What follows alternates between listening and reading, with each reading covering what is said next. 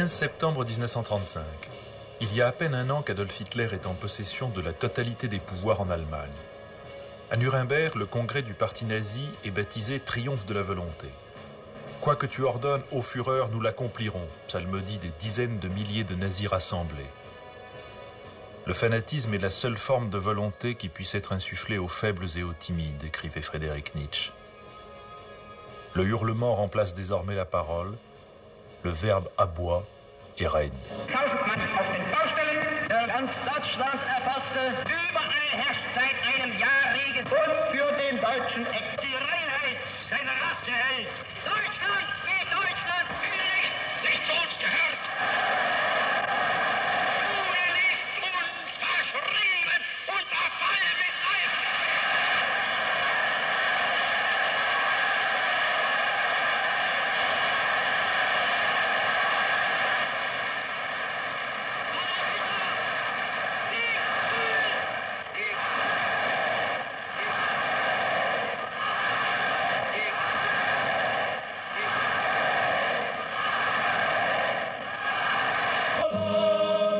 En Italie, Benito Mussolini, le Duce, mêle dans une doctrine confuse le nationalisme, l'appel à un État fort et les promesses sociales. Aux élections de 1924, 2 ans après la marche des fascistes sur Rome et l'accession de Mussolini à la tête du gouvernement, son parti recueille 65% des voix. En 1928, il confisque tous les pouvoirs.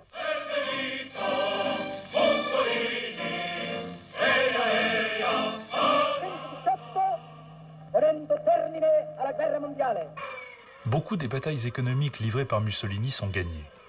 La lire se redresse, le pays triple sa production d'électricité et devient autosuffisant en blé. Parallèlement, une législation sociale instaure les 40 heures hebdomadaires de travail et développe les assurances sociales. Mussolini fixe au pays l'objectif de passer de 38 millions d'habitants à 60 millions en 20 ans. En fait, le taux de natalité ne cessera de chuter. Quant à la lente élévation du niveau de vie, elle ne résistera pas à la crise de 1929.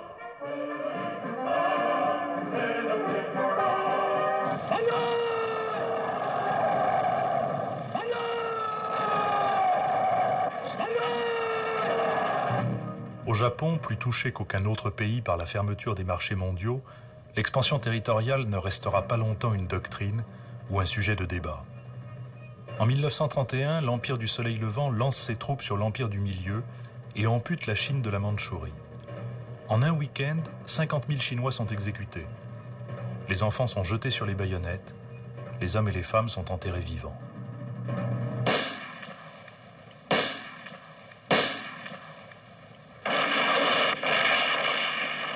La victoire militaire des Alliés en 1918 cache une guerre perdue pour toute l'Europe.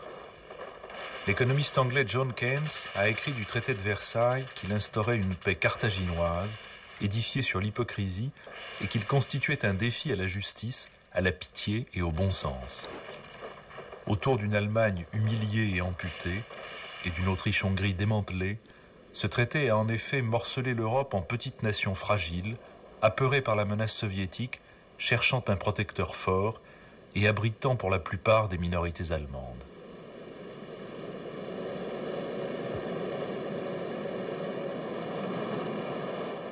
Paul von Hindenburg, maréchal d'un autre âge et chef d'État de rencontre, donne l'illusion de la grandeur et de l'ordre à un pays qui, comme toute l'Europe, est secoué par les conflits entre extrémismes et plus que toute l'Europe, assommé par la crise.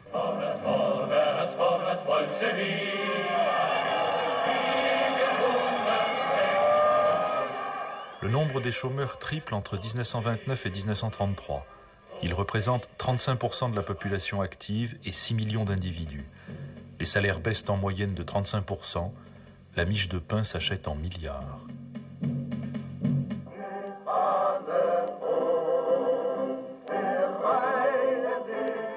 Hitler et ses sections d'assaut, les SA, conquièrent en Bavière une influence croissante.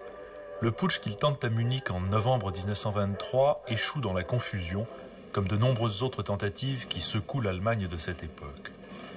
Hitler est condamné à 5 ans de prison. Il ne passera que 8 mois à la forteresse de Landsberg.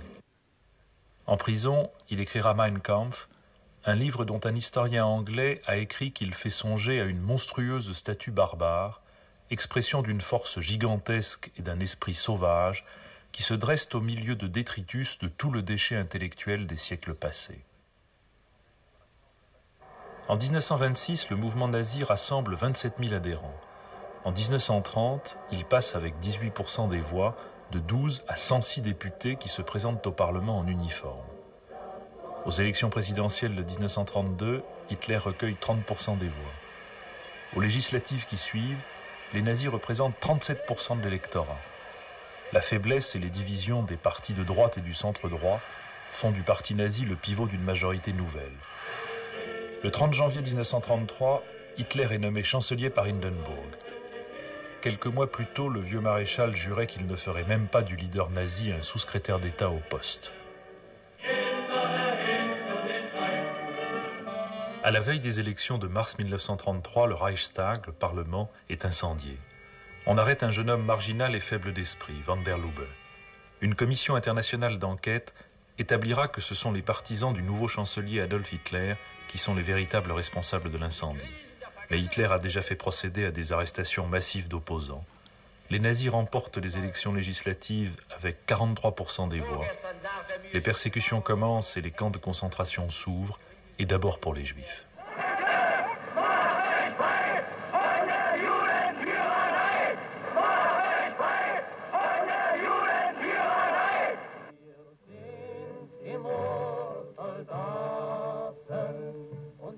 Des voix allemandes s'élèvent contre ces persécutions, comme celle du pasteur Schneider qui, dès 1933, dit simplement non au nazisme. Il le paiera de sa liberté puis de sa vie. Tout au long de l'avènement d'Hitler, des savants et des artistes devront quitter l'Allemagne ou l'Autriche pour échapper aux persécutions ou pour marquer leur désaccord. Le psychanalyste Sigmund Freud, le physicien Albert Einstein, le dramaturge Bertolt Brecht, le musicien Kurt Weill, le romancier Robert Musil, le peintre Paul Klee, l'architecte Walter Gropius, le compositeur Paul Hindemith, les écrivains Thomas Mann et Hermann Hesse. Quand Karl von Ossietzky reçoit en 1935 le prix Nobel de la paix pour son combat en faveur des droits de l'homme, il est enfermé dans un camp de concentration. Göring ne le laissera jamais aller à Stockholm pour recevoir son prix et il mourra de privation.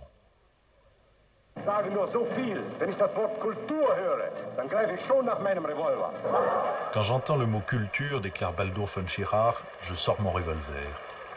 Face à la brutalité des nazis et de leurs partisans, les partis de gauche restent plus préoccupés de leur lutte fratricide que du combat contre la dictature. Il n'y a pas eu de victoire, dira l'un des dignitaires nazis à son procès, car les adversaires manquaient. Oui, nous sommes des barbares et nous voulons être des barbares, avait déclaré Hitler. C'est un titre d'honneur, nous sommes ceux qui rajeuniront le monde. Le monde actuel est près de sa fin, notre tâche est de le saccager. Ce saccage, bien qu'il commence par des bûchers pour les livres et des persécutions pour leurs auteurs, beaucoup d'intellectuels ne le voient pas ou ne veulent pas le voir.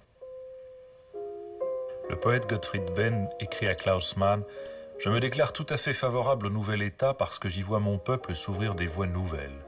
Qui suis-je donc pour m'en exclure ?» Les nazis pourront aussi compter sur la complicité ou le silence du philosophe Martin Heidegger, de l'éthologiste Konrad Lorenz, du compositeur Richard Strauss, du compositeur Karl Orff, du prix Nobel de chimie Heinrich Wieland, du prix Nobel de chimie Friedrich Borges, du prix Nobel de physique Werner Heisenberg, du prix Nobel de chimie Karl Bosch, du prix Nobel de chimie Otto Hahn, du prix Nobel de chimie Hans Fischer, du prix Nobel de chimie Adolf Butenandt, du prix Nobel de chimie Richard Kuhn.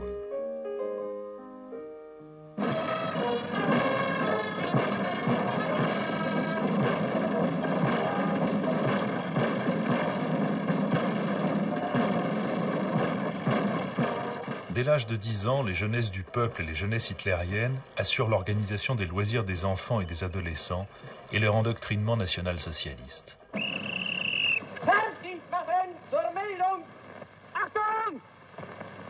Abteilung 6, 310 mit 1-3, 114 beim Trambau. Danke. Heilder! Heilder! Lassen Sie weiterarbeiten. Weiterarbeiten! Hitler lance une politique de réarmement et une politique de grands travaux grâce à des acrobaties financières et aux capitaux étrangers. Il augmente la part des commandes de l'État dans la vie économique. Il s'assure facilement la coopération des grandes entreprises. L'indice de la production industrielle gagne 38 points entre 1934 et 1937. En 2 ans, le nombre des chômeurs baisse de moitié.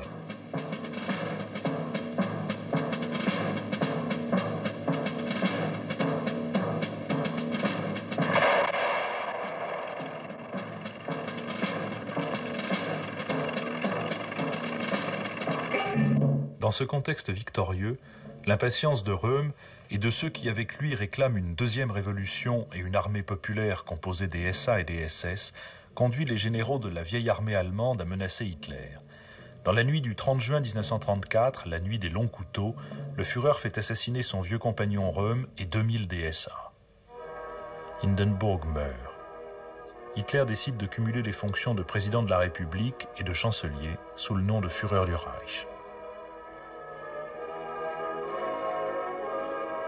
Au mois d'août 1934, 89,93% de ses concitoyens lui confirment ce titre et cette fonction. Le triomphe organisé pour le nouveau maître de l'Allemagne est à la mesure des efforts inouïs de propagande qui avaient précédé l'élection. Le philosophe Walter Benjamin dira des nazis « Ils ont inventé l'esthétisation de la politique ».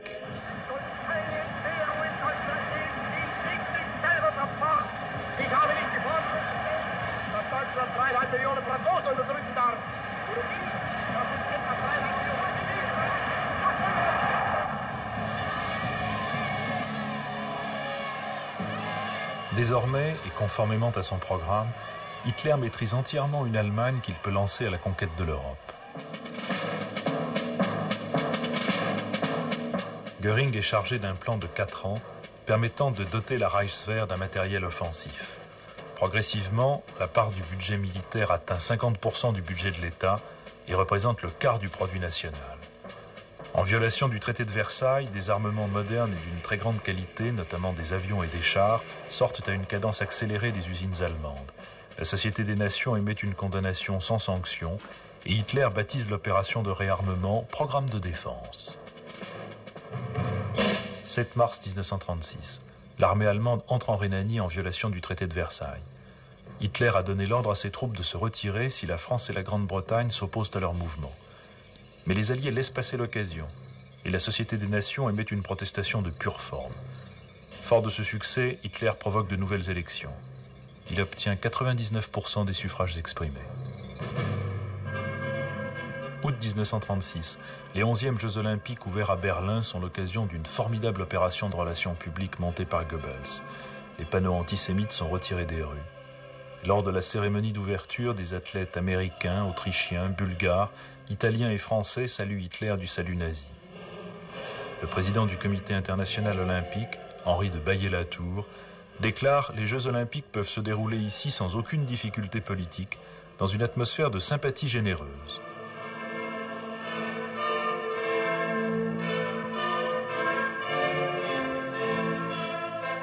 Ich verkünde die Spiele von Berlin zur Feier der 11. Olympiade neuer Zeitrechnung als eröffnet. Les sportifs allemands remportent 33 médailles d'or contre 24 aux Américains. Mais l'un de ces Américains, le noir Jesse Owens, en remportant le 100 mètres, le 200 mètres, le saut en longueur et le relais 4 x 100 mètres, inflige un démenti cuisant aux théories sur la supériorité de la race aryenne. Pour ne pas avoir à lui serrer la main, Hitler et son état-major quittent la tribune officielle. En France, la victoire du Front populaire est suivie de grèves le plus souvent spontanées, accompagnées d'un phénomène nouveau, l'occupation des usines. Un mois plus tard, les accords Matignon sont ainsi salués par le secrétaire général de la CGT. Pour la première fois dans l'histoire du monde, toute une classe obtient dans le même temps une amélioration de ses conditions d'existence. À droite comme à gauche, les pacifistes sont nombreux.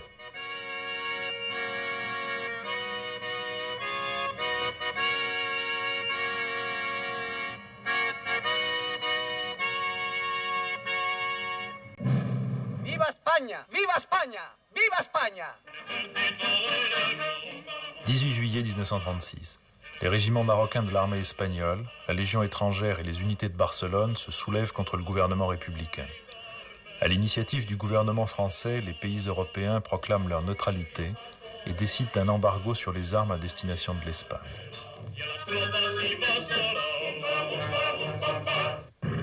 Mais le 26 avril 1937, ce sont des bombardiers allemands Stuka et des chasseurs allemands Heikel qui font à Guernica 1500 morts et plus de 1000 blessés.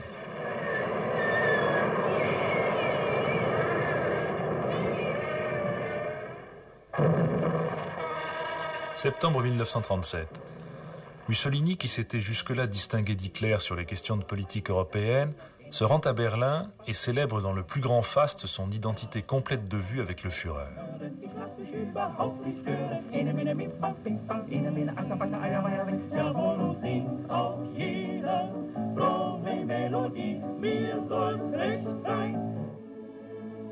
Pie XI, dans une encyclique intitulée « Dans ma poignante inquiétude », affirme la volonté de l'Église de défendre les droits fondamentaux et compare les concepts de race, d'État et de peuple à des idoles païennes.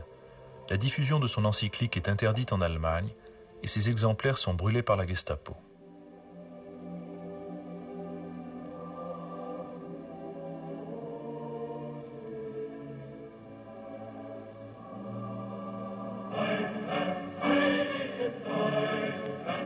« 1938. Après 4 ans d'agitation nationale socialiste en Autriche, Hitler impose au chancelier Schuschnigg de prendre le leader nazi Seyss-Inquart comme ministre de l'Intérieur. Schuschnigg annonce un référendum. Hitler fait manœuvrer ses troupes vers la frontière autrichienne, exige et obtient la démission de Schuschnigg et la nomination de Seyss-Inquart comme chancelier. Celui-ci fait appel à l'aide du Führer et le 14 mars, Hitler entre à Vienne.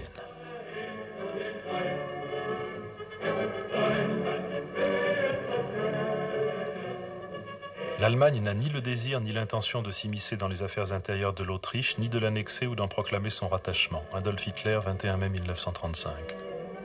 Le 10 avril 1938, 2 plébiscites sont tenus en Allemagne et en Autriche. 99% des électeurs allemands se prononcent pour l'Anschluss, 99,75% des Autrichiens en font autant. L'Autriche et l'Allemagne s'appellent désormais le Grand Reich. Malgré l'Anschluss et en dépit de ce que l'on peut savoir de la nature du régime, les ambassadeurs et les visiteurs qui se succèdent chez Hitler ne tarissent pas d'éloges sur son compte. Anthony Eden le décrit maître de lui et amical, Sir John Simon le qualifie d'interlocuteur remarquablement convaincant, un diplomate italien parle de dignité et de franchise amicale, l'historien Toynbee d'extraordinaire qualité de logique et de clarté.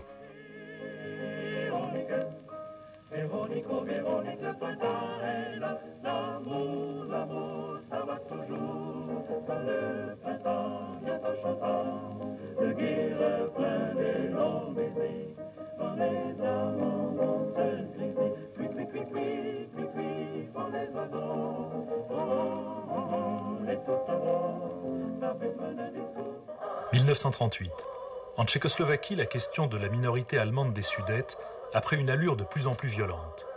Menés par le nazi Konrad Henlein, les groupes qui réclament la sécession des Sudètes se heurtent de plus en plus souvent aux Tchèques. Hitler exige l'indépendance de la minorité allemande. Les puissances garantes de l'État tchèque créé en 1918 à Versailles organisent une mission de bons offices. Le président Beneš propose aux Sudètes un statut particulier. Le 13 septembre, le parti allemand soutenu par Hitler rompt la négociation avec Beneš. Beneš proclame l'état d'urgence dans les territoires où se trouvent les populations allemandes. La Tchécoslovaquie possède l'armée la plus importante et la mieux équipée d'Europe centrale. Le 23, Beneš décrète la mobilisation générale. Le 26, les Anglais et les Français décrètent une mobilisation partielle. Le 27, le gouvernement allemand adresse un ultimatum au gouvernement tchèque. Le 30 septembre, au bord de la guerre, à l'initiative du Dutch, Hitler, Chamberlain, Daladier et Mussolini se retrouvent à Munich. Le sort de l'État tchécoslovaque ne suscite pas de très forte solidarité. Chamberlain avait déclaré à la BBC « N'est-ce pas une chose effroyable, fantastique, inouïe, qu'il nous faille creuser des tranchées et essayer des masques à gaz à cause d'une querelle dans un pays lointain entre des gens dont nous ne connaissons rien ?» La Pologne, quant à elle, a manifesté son intention de s'allier à l'Allemagne pour récupérer la région de Teschen. En France, Léon Daudet déclare « Je ne me battrai ni pour les Juifs, ni pour les francs-maçons de Prague ». Le journal Le Jour imprime « Va-t-on faire la guerre pour une question de procédure ?» et l'éclaireur de Nice « Tous les Tchécoslovaques du monde ne valent pas les os d'un petit soldat français ». Les nains de Prague vont apprendre ce que vaut le géant allemand, déclare Göring. Les provocateurs tchèques ont besoin d'une leçon, ils l'auront. Le 30 septembre, Hitler, Mussolini, Chamberlain et Daladier, en l'absence de tout représentant de la Tchécoslovaquie, signent un accord sur l'annexion des Sudètes par l'Allemagne. À 18 km de Munich, 15 000 hommes sont enfermés à Dachau. Parmi eux, l'ancien chancelier autrichien, Schuschnigg.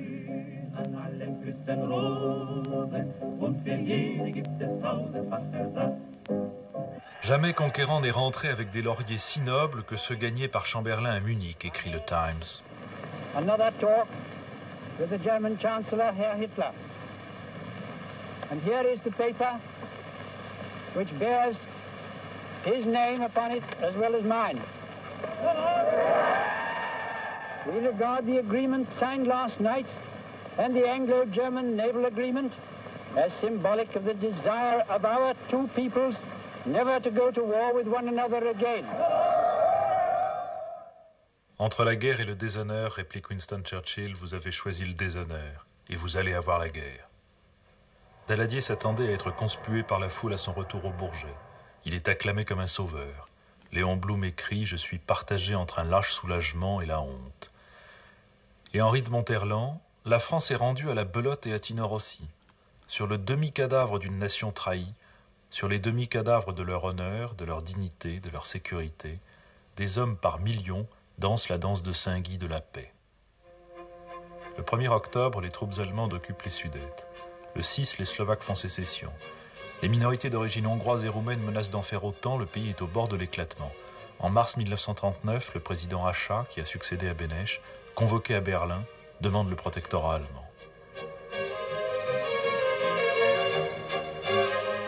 Le 15, la Wehrmacht entre à Prague. En mettant la main sur les usines tchèques, les Allemands doublent d'un seul coup leur potentiel d'artillerie lourde.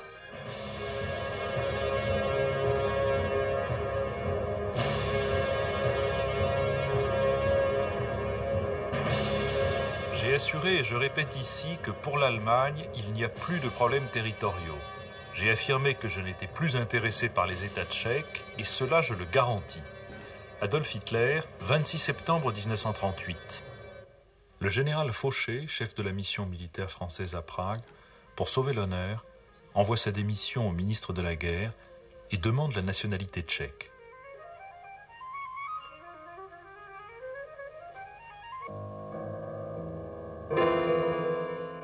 Dans la nuit du 9 au 10 novembre, la nuit de cristal, prenant prétexte du meurtre à Paris d'un conseiller de l'ambassade d'Allemagne par un jeune juif de 17 ans, les SA assassinent 91 personnes, dévastent 7500 magasins juifs, 101 lieux de culte et déportent 35 000 hommes, femmes et enfants.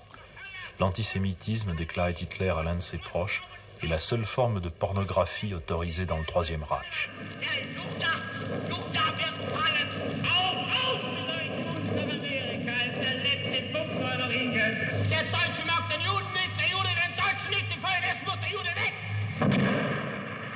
Les Juifs sont interdits dans les théâtres, les cinémas, les écoles, les chambres de commerce. Il leur est défendu d'exercer les métiers de dentiste et de vétérinaire et de posséder un permis de conduire. De plus, la communauté juive est frappée d'une amende d'1 milliard de marks en raison du meurtre du conseiller von Rath à Paris. 1939. Prodigue de déclarations pacifiques et apaisantes, Hitler n'en exhibe pas moins la puissance de sa nouvelle Wehrmacht devant les représentants civils et militaires des puissances occidentales, invité à un immense défilé organisé pour son anniversaire. La Rhénanie réoccupée, l'Autriche annexée, la Tchécoslovaquie démantelée puis conquise, la ville lituanienne de Memel annexée sans coup férir, ni la France ni l'Angleterre n'ont fait mine d'utiliser leur puissance militaire pour garantir leurs engagements. En France, selon l'ambassadeur Jean Chauvel, on était guerre militaire. Il suffisait pour s'en convaincre de se remettre à l'esprit que les premiers de la plus récente promotion de Saint-Cyr avaient choisi l'intendance. En Angleterre, Chamberlain caressait l'espoir d'une conférence de désarmement avant la fin de 1939.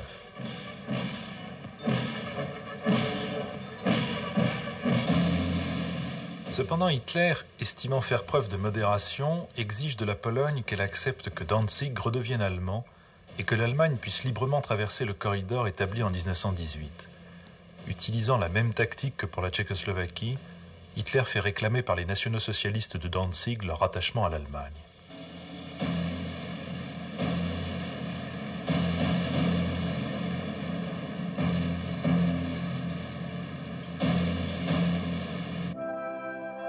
Le gouvernement polonais décrète la mobilisation générale. Beaucoup, notamment en Angleterre, considèrent son armée comme plus performante que l'armée russe. En fait, les troupes polonaises sont aussi vaillantes que mal équipées.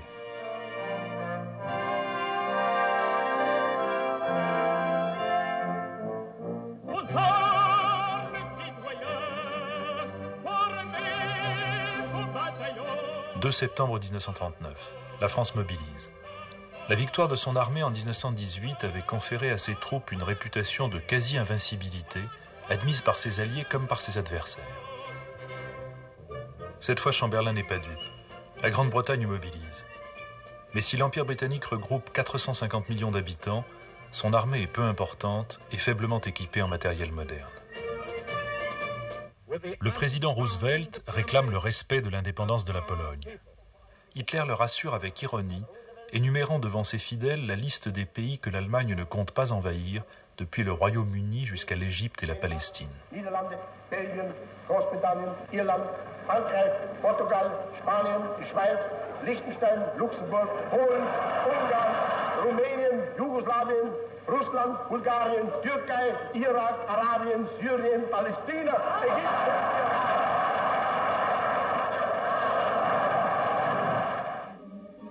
Le 23 août, l'Allemagne et l'Union soviétique signent un pacte de non-agression. Une clause secrète prévoit le partage de la Pologne entre les deux pays, et l'Union soviétique s'engage à livrer à Hitler les denrées alimentaires et les matières premières nécessaires à son effort de guerre. Depuis Munich, les puissances occidentales avaient constamment hésité à s'entendre avec la Russie de Staline pour circonscrire la menace hitlérienne.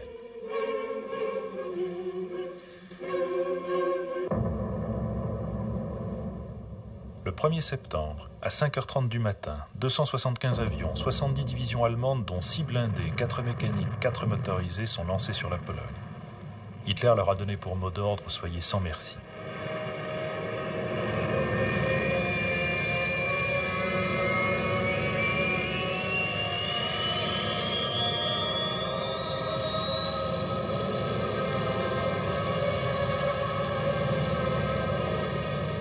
Attaque éclair, aérienne et blindée, bombardement intensif des villes et des populations civiles, telle est la guerre que conduit Hitler en Pologne.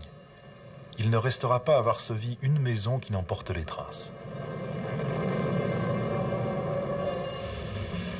À l'ouest, l'Allemagne n'a laissé que 25 divisions de combat. En face, les Franco-Anglais disposent de 180 divisions.